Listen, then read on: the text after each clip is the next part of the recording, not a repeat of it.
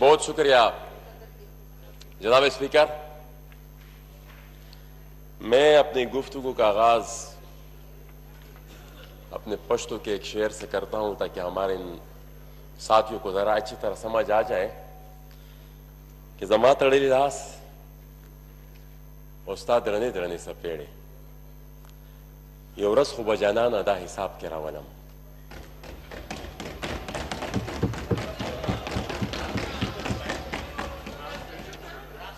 Translation میں شاید translation کے ساتھ انصاف نہ کر سکوں، لیکن اتنا کہوں گا کہ جو میرے باندھے ہوئے ہاتھ اور آپ لوگوں کے جو باری باری تپڑ ہیں، ایک وقت آئے کہ انشاءاللہ کہ ان سب چیزوں کا حساب ہوگا.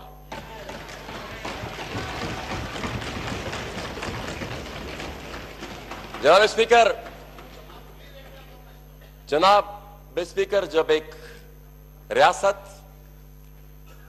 اور اس کے ایک مخصوص ایریا میں مخصوص علاقے میں رہنے والے عوام کے درمیان تعلق اس نہج پر پہنچ جائے کہ ریاست قتل بھی کرے، تشدد بھی کرے، اور پھر بجائے کسی ندامت یا پشیمانی کے الٹا مورد الزام بھی ان مقتولین کو ٹھہرائے، الٹا جیلوں میں بھی ان مقتولین کو ٹھہرائے، ان زخمیوں کو ٹھہرائے، ان مقتولین کو ٹھہرائے، ایف آئی آر بھی پھر ان لوگوں پر کاٹے.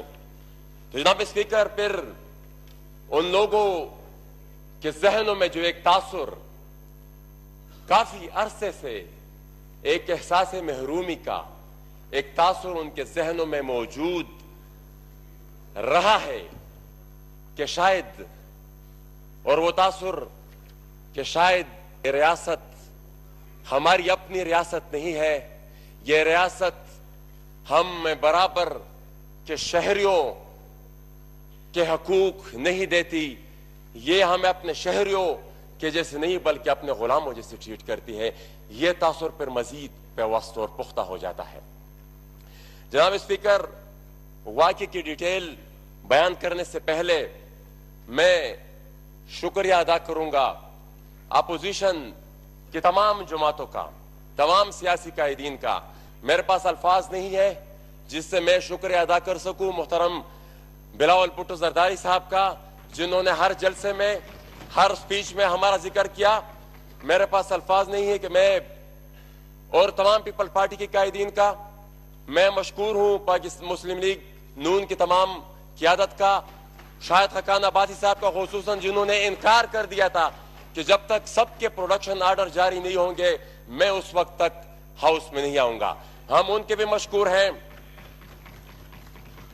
ہم مشکور ہیں عوامی نیشنل پارٹی کی پوری قیادت کا، ہم مشکور ہیں پختونخوا ملی عوامی پارٹی کے پوری قیادت کا، ہم مشکور ہیں بلوچستان نیشنل پارٹی کے جناب اختر مینگل صاحب کو اور ان کی پوری پارٹی کا، جمعیت علماء اسلام کی پوری قیادت کا، تمام ممبران کا جنہوں نے ہمارے لیے آواز اٹھائی.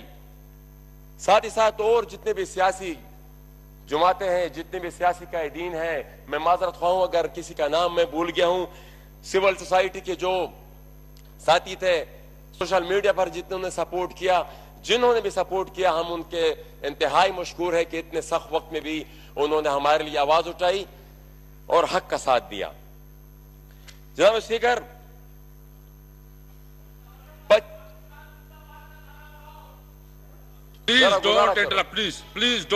کرو میری بات سنو. آپ لوگ ون سائیڈڈ بولتے رہے ہمیں موقف تو ان کو بھی ذرا سمجھائے کہ جناب اسپیکر، 25 مئی کی شام ہمیں اطلاع ملی کہ شمالی وزیرستان کی تحصیل دتاخیل کے گاؤں ڈوگا مچا میں ایک واقعہ ہوا ہے، اور وہاں پر سرچ آپریشن کے دوران ایک خاتون پر تشدد ہوا ہے اور چند افراد کو وہاں پر سیکیورٹی فورسز اٹھا کر لے گئی ہیں، جس کے جواب میں وہاں پر احتجاج ہو رہا ہے خڑ کمر چیک پوسٹ پر.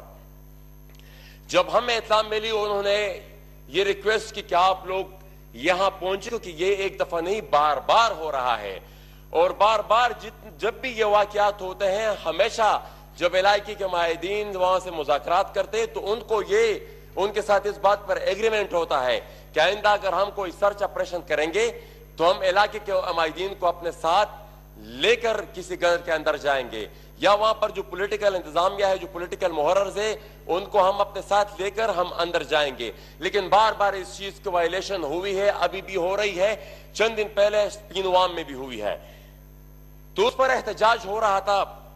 ہم سحری کے بعد پشاور سے نکلے، وہاں پر جب ہم صبح پہنچے احتجاج جاری تھا، لوگ وہاں پر جمع تھے۔ ہم جب پہلے بیریئر پر پہنچے تو ہمیں روکا گیا کہ آپ لوگ آگے نہیں جا سکتے۔ ہم نے کہا کہ ہم یہاں کے الیکٹڈ نمائندے، ہمیں جانے دو، ان کی بات سن لیں تو ان کے بعد پھر ہم آپ سے بات کریں گے کہ یار اس مسئلے کو ہم نے کس طریقے سے حل کرنا ہے۔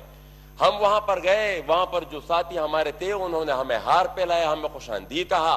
ہم نے وہ پہلا بیریئر کراس کیا، پھر اس کے بعد دوسرے بیریئر پر پھر ہمیں روکنے کی کوشش کی۔ ہم نے وہ دوسرا بیریئر بھی ان سے کہا کہ بھائی ہمیں آگے جانے دو، ان سے بات کر دے دو، جب بات ہوگی اس کے بعد پھر آپ لوگوں سے ہم آئیں گے، مذاکرات کریں گے، آپ کے جو افسران ہیں ان سے بات کریں گے کہ بھائی اس مسئلے کو ہم کس طرح ہم نے حل کرنا ہے، یا ان کے جو مطالبات ہیں ان کو آپ نے کس طرح حل کرنا ہے۔ جیسے ہی ہم دوسرا بیریئر ہم نے کراس کیا، ساتھیوں نے ہمیں خوش آمدید کیا، ہمارے حق میں نعرے لگائے، تو پیچھے سے فائرنگ شروع ہوئی۔ اور انیشیلی ہم بھی چونکہ ہمارا پیچھے سے فائرنگ شروع ہوئی، ہم سامنے دیکھ رہے تو میرا اندازہ یہ تھا کہ یہ فائرنگ ہوائی فائرنگ ہے، اور یہ صرف اس کراؤڈ کو ڈسپرس کرنے کے لیے یہ فائرنگ کی گئی ہے۔ لیکن جب آس پاس لوگوں کو گرتے ہوئے ہم نے دیکھا، وہ خون بہتے ہوئے ہم نے دیکھا، تو پھر اس کے بعد ہمیں اندازہ ہوا کہ یہ اسٹریٹ فائرنگ ہو رہی ہے۔ تو جناب اسپیکر، اس فائرنگ کے نتیجے میں ہمارے 15 ساتھی اسی وقت شہید ہوئے، اسی موقع پر شہید ہوئے۔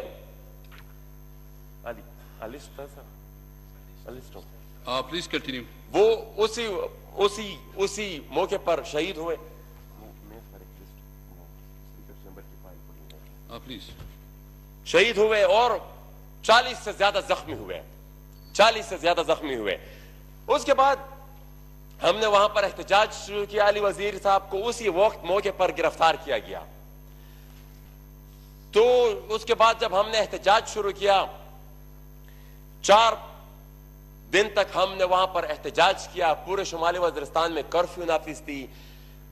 Across the country P T M کے اراکین پر کریک ڈاؤن شروع ہوا، کسی کو 3 MPO میں اٹھا رہے ہیں، کسی کو دہشت گردی کے مقدمات میں اٹھا رہے ہیں۔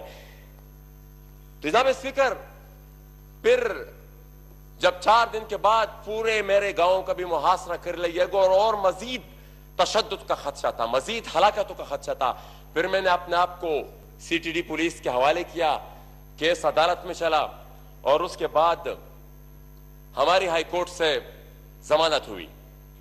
اب جناب اسپیکر، ایک الزام پھر اس کے بعد ہمارے اوپر لگا کہ ہم نے حملہ کیا ہے۔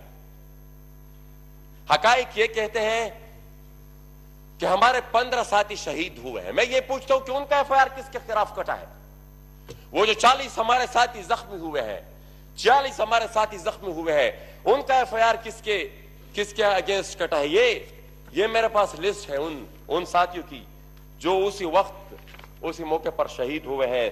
ثناء اللہ، مدعوف خان، چنرائی، غنی خان، گلباری خان، بلال، بخت اللہ، نیاز بت خان، صادق خان، بلاور خان، ناصر، بہرام خان، محمد سلیم، رفیع اللہ، اور ایک ہمارا ساتھی پھر بعد میں اسپتال میں شہید ہوا۔